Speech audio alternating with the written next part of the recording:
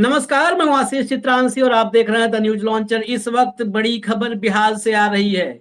जिस बिहार पर सुबह से नजर बनी हुई थी, हमने रिपोर्ट्स भी दिखाई कैसे नीतीश कुमार की यात्रा स्थगित हुई। इन्वेस्टर्स की मीटिंग थी, इस मीटिंग से अपने आप को दूर कर लिया।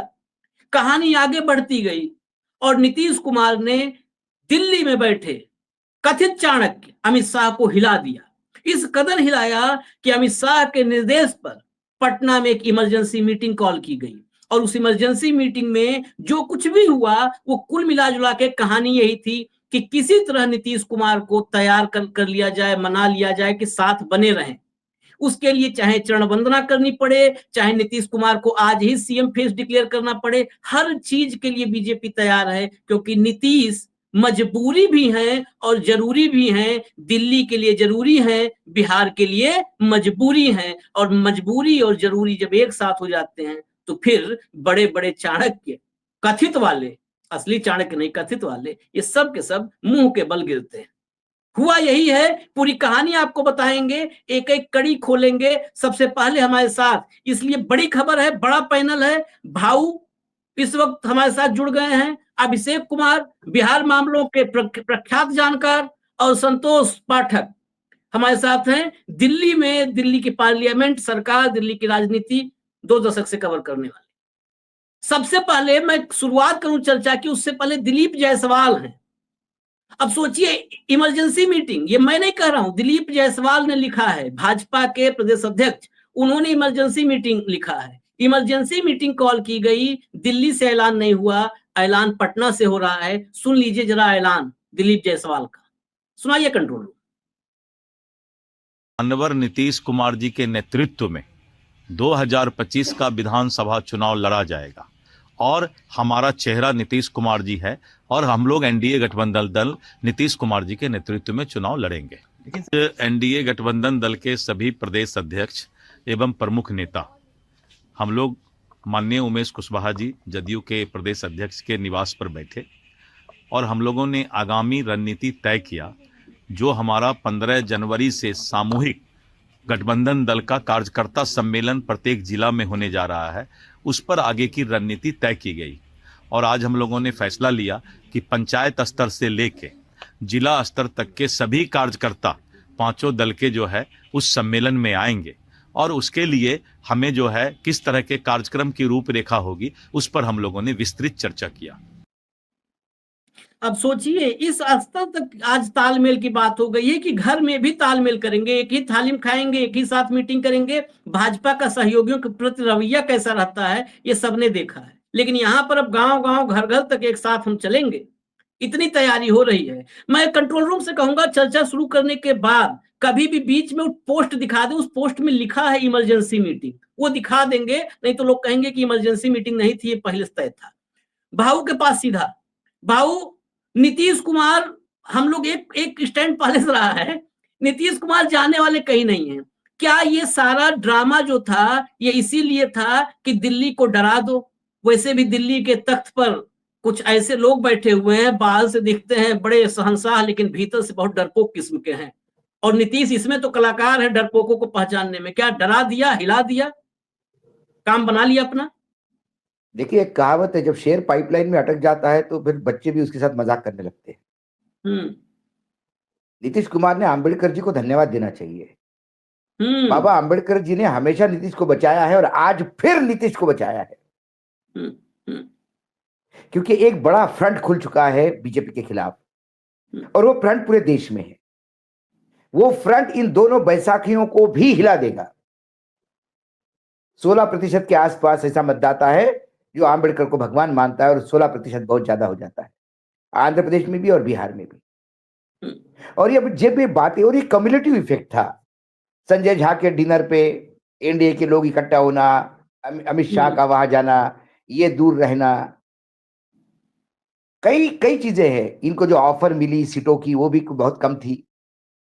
तो ऐसे टाइम पे जब देखिए, फूफा की औकात कुछ नहीं होती शादी में, लेकिन जब बारात आ जाती है और जब शादी के समय फूफा एकदम मुंह फुला के बैठ जाते हैं तो पूरा जितने भी घराती लोग होते हैं, लड़की वाले, सब फूफा के चक्कर में लग जाते हैं। तो फूफा ने मुंह फुला लिया क्योंकि इंडिया टुडे के एक प्रोग्राम में अमित शाह जी ने बाकायदा एंकर के एक सवाल के जवाब में कहा कि बिहार का मुख्यमंत्री का उम्मीदवार कौन होगा या आपको थोड़ी बताएंगे, हम बाद में तय करेंगे। और वो एक इंडिकेशन था कि नीतीश कुमार के नेतृत्व में चुनाव नहीं लड़ा जाएगा। लेकिन मैं फिर कहता हूं चित्रांश जी, जो बीजेपी का जो नेचर रहा है अभी तक का, वो नेचर इस बात को इंडिकेट करता है, अभी तो फायर फाइटिंग हो रही है। अभी अंबेडकर जी के अपमान को लेकर पूरे देश के सामने उनको एक लड़ाई लड़नी है, विरोधियों से लड़ाई लड़नी है। कई नए नए हथकंडे अपनाए जा रहे हैं। ऐसे में मित्र पक्ष के बीच में कोई आवाज न हो, इसका पूरा केयर कर रहे हैं। तो अभी तो उन्होंने बोल दिया कि नीतीश कुमार के चेहरे पे हो जाएगा। कल नीतीश कुमार की सीटें कम आई, तो कौन नीतीश कुमार? कौन नीतीश कुमार? ये राजनीति है जहां नंबर गेम बड़ा है। अभी तो नीतीश कुमार को लगता है कि उन्होंने स्कोर सेटल कर दिया, लेकिन इस स्कोर सेटल करने में कितना छीछा लेदर हो गई कि एक आदमी जो समाजवादी विचारधारा की बात करता है, दो दलितों के, जो बाबा साहेब आंबेडकर के अनुयायियों के वोटों पे अपनी राजनीति करता है, आज उसने अपने आप को मुख्यमंत्री घोषित करने के लिए फिर एक बार आंबेडकर जी को बेचा। एग्जैक्ट। फिर आंबेडकर जी के अपमान के साथ कॉम्प्रोमाइज किया। ये ओरिजिनल चेहरा है नीतीश कुमार का, जो भाजपा से भी घिनौना है। भाजपा तो कम से कम, संघ और भाजपा तो बोलती है कि चलो भाई मनुस्मृति है। उनका संसद, उनका विरोध आंबेडकर को आज का नहीं है, बहुत सालों से है। चुनावी राजनीति के लिए आंबेडकर को अपनाते हैं, लेकिन फिर अंदर से वो ज्यादा देर रख नहीं सकते, तो फिर जबान पे आ जाती है बात। लेकिन ये तो आंबेडकर के मतों पे अभी तक राज करते आ रहे हैं सालों साल। मुझे बंदरिया की वो कहानी याद आती है, बिरबल वाली।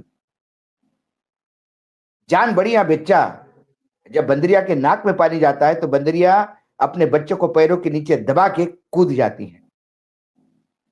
यहां बंदरिया के मुंह में पानी गया, आंबेडकर जी को नीचे कुचल के ऊपर चले गए। लेकिन आंबेडकर इतने छोटे भी नहीं है कि ऐसे से कुचला जाए। आंबेडकर इतने छोटे भी नहीं है कि अमित शाह ने कुछ बोल दिया तो अपमानित हो जाए। आंबेडकर को मानने वाला बहुत बड़ा तबका इस देश में है। ये बाद में मरने के बाद स्वर्ग की अभिलाषा करते हैं। वर्तमान में नर्क से स्वर्ग का रास्ता दिखाया जिसने, जीवन जो नरकी है जीवन जी रहा है। आज ही हाई कोर्ट ने, कल जबलपुर के हाई कोर्ट ने एसपी और थाने वाले के खिलाफ उस एट्रोसिटी में केस दर्ज करने के लिए कहा, क्योंकि एक दलित प्रोफेसर को मारा गया क्योंकि वो संघ की शाखा ज्वाइन नहीं कर रहा था। ये मैं नहीं कह रहा हूं, ये सर ये उसमें तो एक अलग प्रोग्राम कर रहे हैं हम। पूरा प्रोग्राम उस पर अलग से करेंगे। लेकिन कहने का मतलब ये है कि दलितों का उत्पीड़न क्या है, नर्क क्या है, ये अमित शाह नहीं जानते। अमित शाह को क्या पता नर्क क्या है? नर्क उस प्रोफेसर को पूछो जो नर्क की यातना भोग चुका है। तो कुल मिला के एक बार फिर अंबेडकर को बेच के सांस की राहत ली, सिर्फ इसलिए कि मेरे को मुख्यमंत्री पद घोषित होना चाहिए। और एनडीए की इमरजेंसी मीटिंग, ये इमरजेंसी क्यों आई? इमरजेंसी रेगुलर रूटीन में क्यों नहीं? इसीलिए जो हटाइए इसको कंट्रोल। आपात बैठक क्यों? आपात बैठक क्यों? ये आपात बैठक इसलिए कि फूफा मुंह फुला के बैठे थे। आपात बैठक पे ही बिहार के जानकार और खासकर नीतीश कुमार की सियासत को सबसे बेहतर समझने वाले लोगों में है अभिषेक कुमार। अभिषेक क्या मनु के गोद में बैठने के लिए मनुस्मृति फाड़ने का ड्रामा कर रहे थे नीतीश कुमार, और हो गए कामयाब। मनुस्मृति फाड़ के मनु के गोद में बैठना है। देखिए आशीष जी, इसके कई पहलू है। इस पूरे घटनाक्रम को देखिए आप, जो पिछले 4-5 दिनों से दबा ढका चल रहा था और कल रात के बाद अचानक बहुत तेज हो गया था। अब उस घटनाक्रम को आप देखें तो नीतीश कुमार इन्वेस्टर समिट में नहीं जाते हैं, नीतीश कुमार तमाम छोटे मोटे कार्यक्रम में शिरकत करते हैं। और आप दूसरा उदाहरण इस देश में बता दीजिए जहां किसी स्टेट में इन्वेस्टर समिट हो रही है और वहां मुख्यमंत्री नदारद हो, कहा गया कि आज पहुंचेंगे, उनकी मौजूदगी में एमओयू साइन होगा। अब आज वहां प्रणव अडानी आने वाले थे, आज नीतीश कुमार नहीं पहुंचे। कहा गया कि नीतीश कुमार की तबीयत खराब है, और नीतीश कुमार की तबीयत खराब है इसलिए सारे कार्यक्रम रद्द कर दिए। और बीजेपी को बखूबी पता था कि नीतीश कुमार की राजनीतिक तबीयत कब कैसी होती है। हो सकता है उनकी तबीयत खराब हो, मैं नहीं जानता, लेकिन कल तक की स्थिति को देख करके नहीं लग रहा था कि अचानक अगले 5, 7, 10 दिनों के कार्यक्रम रद्द कर दिए जाएंगे, इसकी नौबत आ जाएगी। अब इसके आगे देखिए, बैठक कहां हुई? जेडीयू के प्रदेश अध्यक्ष उमेश कुशवाहा के घर पर एनडीए के सभी घटक दलों के प्रदेश अध्यक्षों और महत्वपूर्ण नेताओं की बैठक हुई, और ये बैठक आनन फानन में बुलानी पड़ी। और उस बैठक के बाद प्रेस में बोलने के लिए किसे कहा गया? लोजपा के प्रदेश अध्यक्ष भी तो बोल सकते थे, जेडीयू के प्रदेश अध्यक्ष भी तो बोल सकते थे, जीतन राम मांझी के पार्टी के नेता भी तो बोल सकते थे, उपेंद्र कुशवाहा की पार्टी के भी नेता तो बोल सकते थे। बोलने के लिए बीजेपी के प्रदेश अध्यक्ष को आगे किया गया। इस बात को ध्यान रखिए, बीजेपी के प्रदेश अध्यक्ष दिलीप जायसवाल, जो मेडिकल कॉलेज चलाते हैं और बिहार सरकार में मंत्री भी हैं, अमित शाह के बेहद करीबी माने जाते हैं, उनको आगे किया गया। दरअसल दिल्ली से डैमेज कंट्रोल की कोशिशें हुई और मैसेज बीजेपी की तरफ से ही दिया जाना था। लेकिन इसके साथ साथ जुड़ी हुई एक और बात है, अगर आप दिलीप जायसवाल के चेहरे को देखें तो कॉन्फिडेंस गायब था। मैं अब से इंफॉर्मेशन हो गई। मेरा सवाल ये है कि नीतीश की तबीयत नहीं, सवाल अब डायरेक्ट सवाल, क्योंकि वक्त कम है और पैनल बड़ा है। नीतीश की तबीयत अब ठीक हो जाएगी ना? बस ये पूछना, नीतीश की तबीयत अब ठीक हो जाएगी कि नहीं होगी? कितने देर में रनिंग करते नजर आएंगे? ये गारंटी तो जनता दल यूनाइटेड के लोग भी नहीं ले सकते।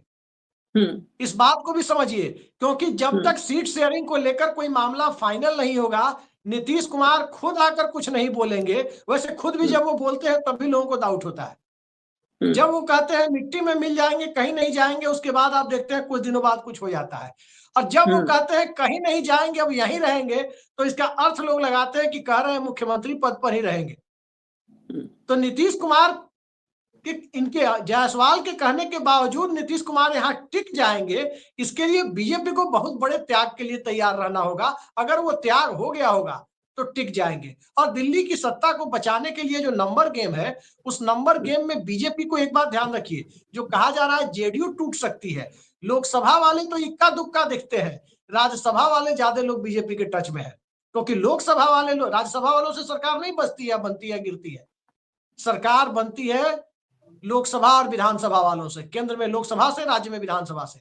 तो अब जो परिस्थिति दिखाई दे रही है, इसमें या तो अंदर खाने कोई समझौता हो गया है, डैमेज कंट्रोल की कोशिशें बढ़ी हुई है, तब जाके नौबत आई है, या फिर नीतीश कुमार को मनाने की कवायद भर है। क्योंकि अभी एक चीज और देखिए, अमित शाह ने अपने मुंह से बयान नहीं दिया है, क्योंकि उन्होंने ही क्या वो टीवी प्रोग्राम में कहा था ना, उन्होंने बयान नहीं दिया है। और इसका दूसरा पहलू यह है कि अमित शाह के द्वारा नीतीश कुमार मुख्यमंत्री पद के उम्मीदवार डिक्लेयर किए जाएं, खास करके अंबेडकर के ऊपर दिए गए बयान के बाद, कहीं इसका गलत मैसेज तो नहीं जाएगा? तो क्या इस तरह का डिक्लेरेशन नरेंद्र मोदी को करना पड़ेगा? कई सवाल है जो अभी भी अनसुलझे हैं। अब आगे देखिए होता क्या है। नहीं, चलिए अब इस पे हम आगे बढ़ेंगे। हालांकि डिक्लेरेशन तो डोनाल्ड ट्रंप से भी करवा देंगे, क्या फर्क पड़ता है? ऐसा तो है नहीं कि वो मानना ही है हमको नतीजे आने के बाद। ये जरूरी नहीं है ना, आप ट्रंप से करवा दो, कि चलो उनसे हम डिक्लेरेशन करवा देते हैं। संतोष के पास चलते हैं। संतोष, एक लाइन में बड़ा मतलब शॉर्ट में समझना है कि अभी उन्होंने कहा अभिषेक ने कि लोकसभा में सांसद जो है वो ज्यादा टच में नहीं है। जब नीतीश कुमार को ही नहीं बुलाया गया भोज में और भोज हो गया, इसका मतलब नीतीश कुमार के सभी सांसदों को शाह के साथ खाना पसंद आता है। पंगत होता है ना गांव में, क्योंकि इसके पंगत में बैठेगा कौन? कई बार होता है कि इस वाले पंगत में हम नहीं बैठेंगे, अगले पंगत में बैठेंगे, उसमें हमारे साथी बैठेंगे, उसमें दोस्त बैठेंगे, उसी पंगत में बैठ के हम भी पत्तल उठाएंगे, खाना खाएंगे। या प्लेट वाले सिस्टम में भी होता है कि एक साथ साथी खाते हैं। तो नीतीश कुमार अपने नेता के बगैर भर पेट जो पनीर लबाबदार खा गया, उस पर कैसे नीतीश कुमार भरोसा कर सकते हैं? बहुत सारे सांसद, भाई मेरा विश्वास होगा, हम मान लिया हमको कोई कहा खाने पे चलो आओ, और हमारा और भाऊ का बड़ा प्रेम है एक दूसरे से, मान लिया भाऊ को नहीं बुलाया खाने, तो हम नहीं जाएंगे, हम कहेंगे नहीं खाएंगे भाई, तुम पनीर लबाबदार बनाओ, चाहे जो है वो कौन सा मुर्गा और मटन बनवाओ, कुछ भी बनाओ, हम नहीं खाएंगे, तुम भाव को ही बुलाओ, हम दोनों भाई आएंगे तब खाएंगे। जब नीतीश के सारे सांसद बैठ गए शाह के साथ पंगत में, तो क्या माना जाए? नीतीश का ये सारा, क्योंकि ये सारी, मैं परिस्थिति जन्य साक्ष्यों पर बहुत भरोसा करता हूँ, नीतीश के हाथ में उसके सांसद वगैरह नहीं है। नीतीश की जरूरत भाजपा को दिल्ली के लिए भी कम है, बिहार के लिए नीतीश की जरूरत है, बिहार का चुनाव जीतने के लिए, बिहार में सीटें लाने के लिए नीतीश की जरूरत है, क्योंकि संजय झा के पास वोट नहीं है, किसी के पास वोट नहीं है, वोट जो है वो नीतीश के पास है। तो क्या नीतीश के साथ, नीतीश को लग रहा है वो चाणक्य हैं, शाह को लग रहा है वो चाणक्य हैं, दोनों चाणक्य कौन भारी पड़ेगा? अब तक का इतिहास है कि भाजपा ही निपटाई है, लोगों को भले लगे कि नीतीश कुमार बहुत होशियार है। नहीं आशीष जी, आपने जो है वो दावत का जिक्र किया, मैं उसी शब्दों के साथ शुरू करता हूं कि कोई और व्यक्ति आपको इनवाइट करे और भाव को इनवाइट ना करे तो आप उसमें जाए या ना जाए, भाव को बहुत ज्यादा बुरा नहीं लगेगा क्योंकि किसी और व्यक्ति ने इनवाइट किया था।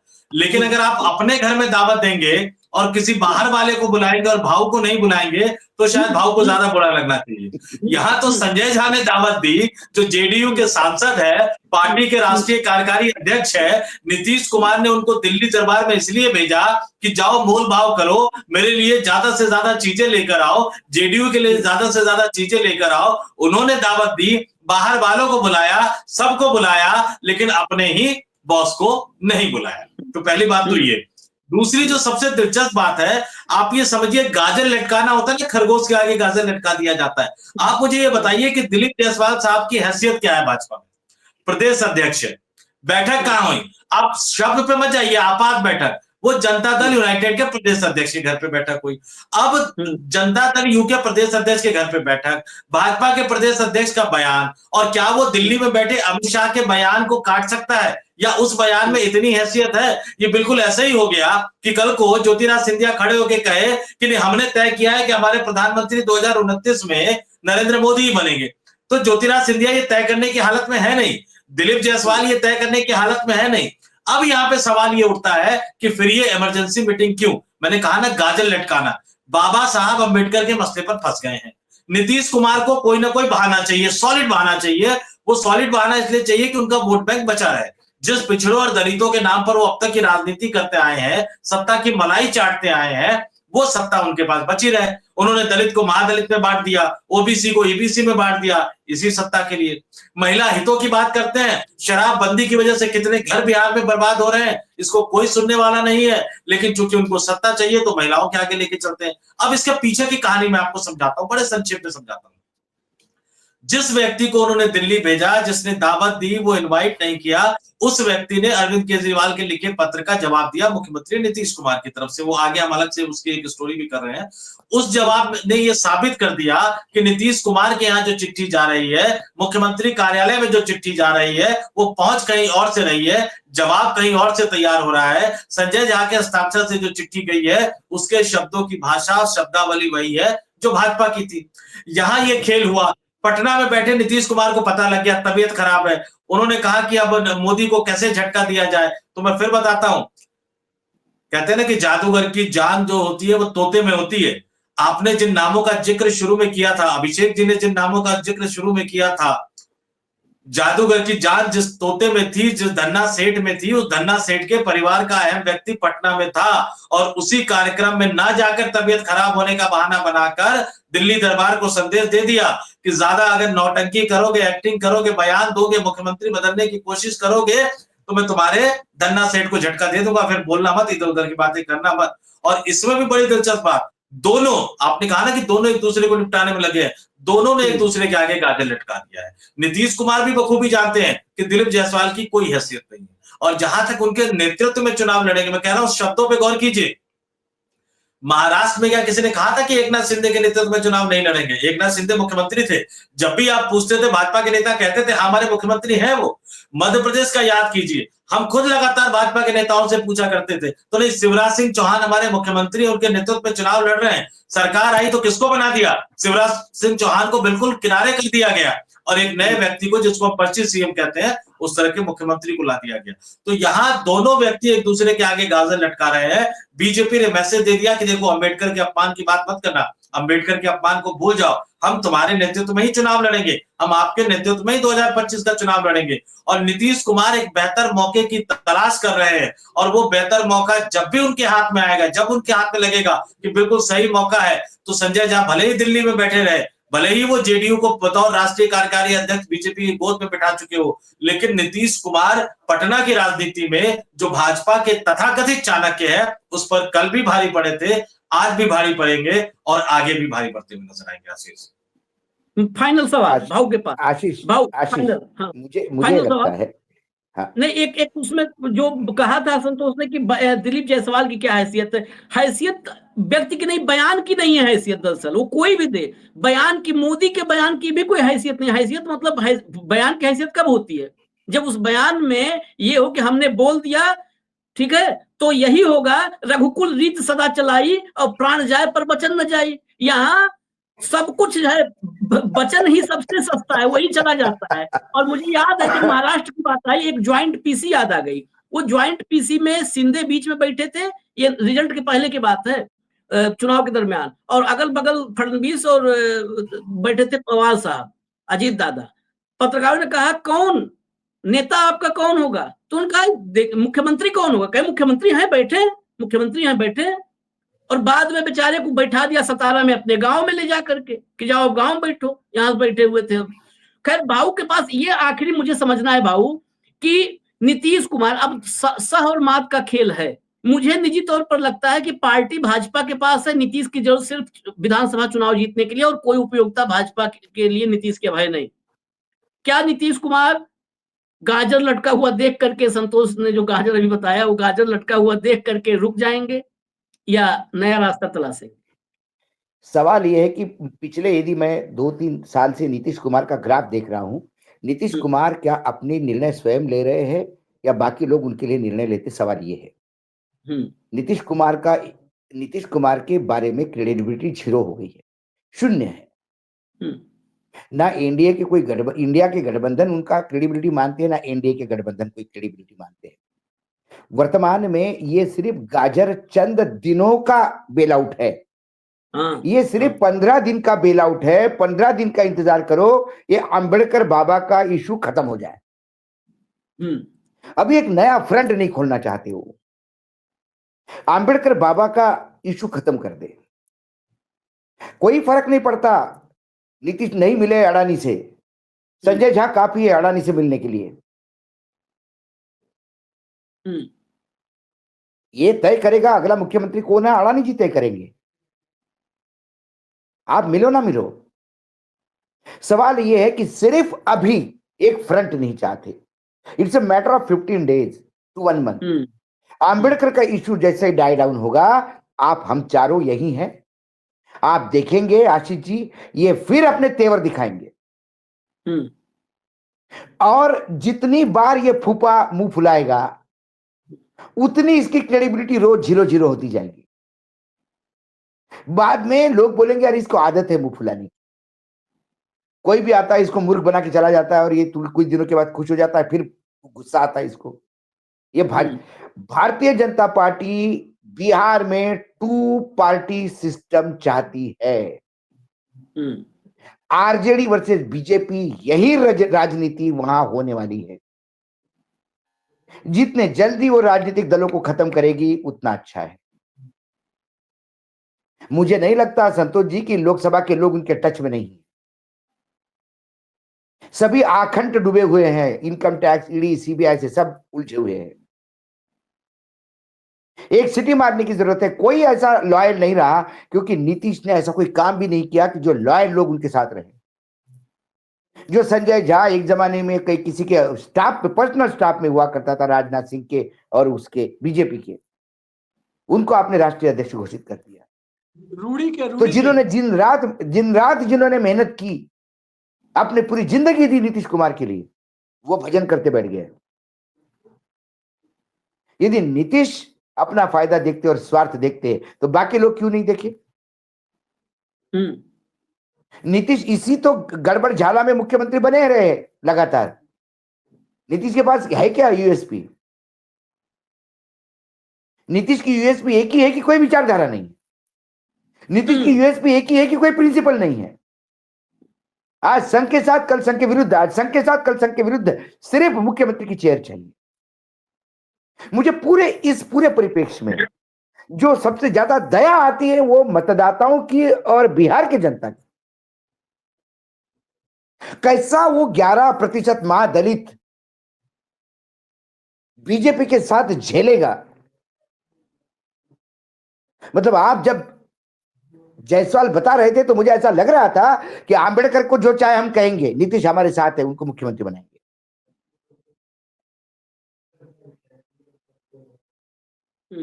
और नीतीश का वक्तव्य कोई नहीं है, अभी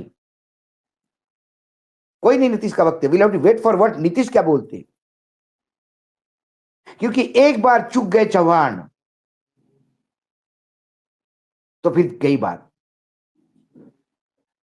ये एक बार फिर नीतीश की क्रेडिबिलिटी स्टेक पे है। क्या वो महादलितों का साथ देते हैं जिन्होंने लगातार उनको सत्ता में बनाए रखा, जो आंबेडकर को भगवान मानते हैं, या आंबेडकर का नाम लेने से मतलब एक सवाल ये भी उठता है, आंबेडकर हटने के बजाय भगवान रटते तो स्वर्ग मिलता, तो आंबेडकर हटने से क्या नरक मिलता क्या?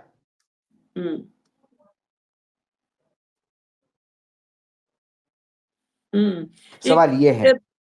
फाइनल कमेंट कुछ बोलना चाह रहे हैं अभिषेक जी? आशीष जी, मैं यही कह रहा हूं कि अभी एक नेता ने, जेडीयू के एक नेता ने पूरे बिहार का दौरा शुरू किया तो संजय झा के निर्देश पर उस दौरे को रोक दिया गया।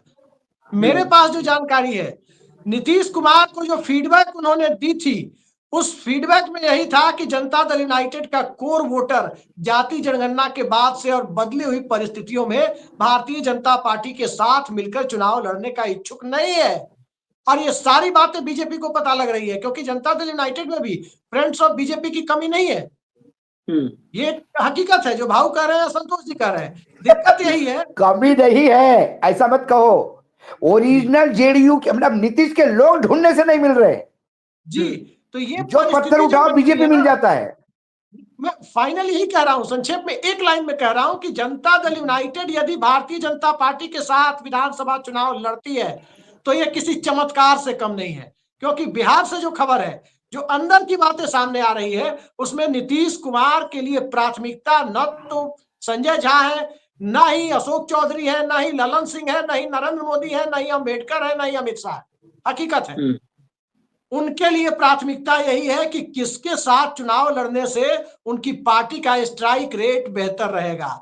और उसके लिए उपयुक्त बहाने की तलाश, जो संतोष जी कह रहे थे, वो उपयुक्त बहाने की तलाश में लगे हुए हैं। मुंहमांगी मुराद तो अंबेडकर के मुद्दे पर दे ही दी है अमित शाह ने।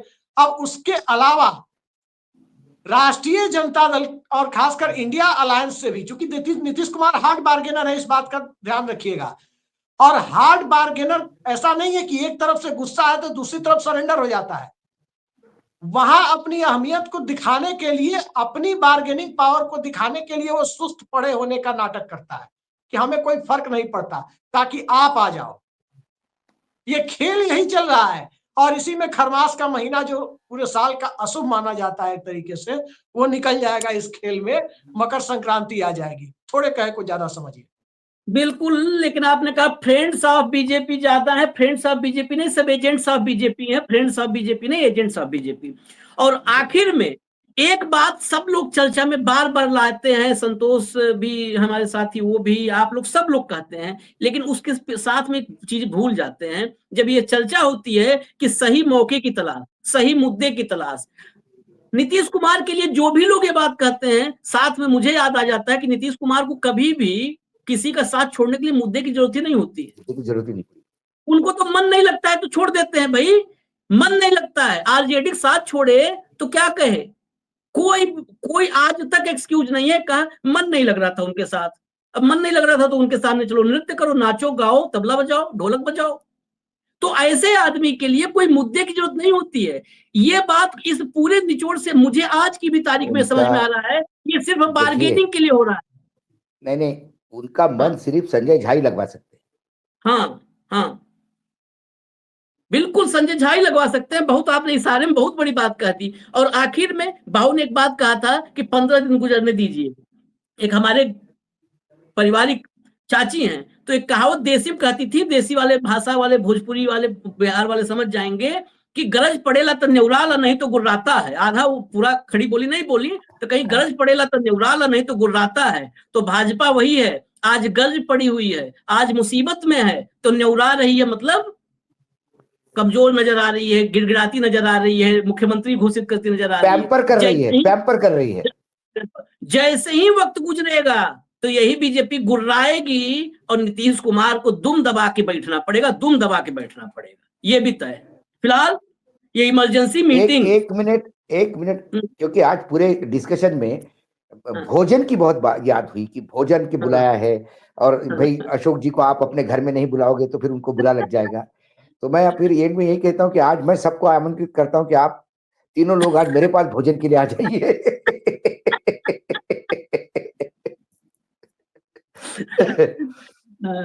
भोजन होगा, भजन नहीं हो पाएगा। भजन पटना में चल रहा है, राजनीतिक भजन। नहीं, पटना का भजन है ही नहीं, वो पटना की कव्वाली है। कव्वालियों का जंगी मुकाबला चल रहा है। बिल्कुल, देखते हैं कव्वाली बिहार की जनता कितना पसंद करती है। कई बार कव्वाली न कनफोड़ू भी हो जाता है, कर्कश भी हो जाता है, जब बेसुरे लोग बार बार एक ही राग अलापते हैं और वही रिपीट होने लगता है। टेप रिकॉर्डर फंसा हुआ, कभी सुने होंगे, बहुत इरिटेट करता है। तो कहीं बिहार की जनता इरिटेट हो गई तो कव्वाल और कव्वाली दोनों बंद करवा देगी परमानेंट। इजाजत दीजिए हमें, न्यूज लॉन्चर आप लोग देखते रहिए। धन्यवाद भाऊ, धन्यवाद अभिषेक, संतोष, नमस्कार।